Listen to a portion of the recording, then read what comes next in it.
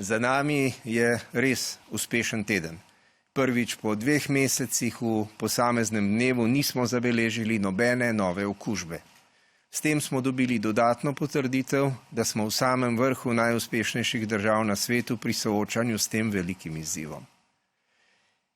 Dobri epidemiološki podatki so nam omogočili, da smo sprostili nekatere ukrepe in zasnovali konkreten načrt za ponoven zagon dejavnosti po državi.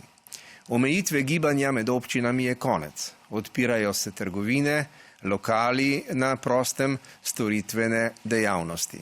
Prav tako smo v preteklem tednu sprejeli dopolnila prvega protikorona paketa in celoten drugi protikorona paket.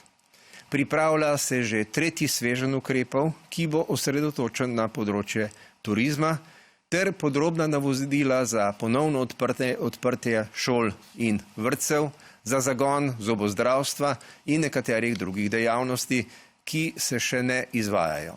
Ampak vse to pomeni, da se pripravljamo. Ali se bodo vrtci in šole zagnali in kdaj se bodo zagnali, je stvar bližnje prihodnosti. A v preteklem tednu so prišle tudi vesti, ki so razlog za skrb. Ljudje se obračajo na vladni klicni center COVID-19 in opozarjajo, da se preventivni ukrepi ne upoštevajo in izvajajo več tako kot na samem začetku. Preventivni ukrepi še vedno veljajo. Od nas je odvisno, ali bomo pri zajezitvi epidemije še naprej tako uspešni kot do sedaj. Previdnost velja, skupaj zmoremo.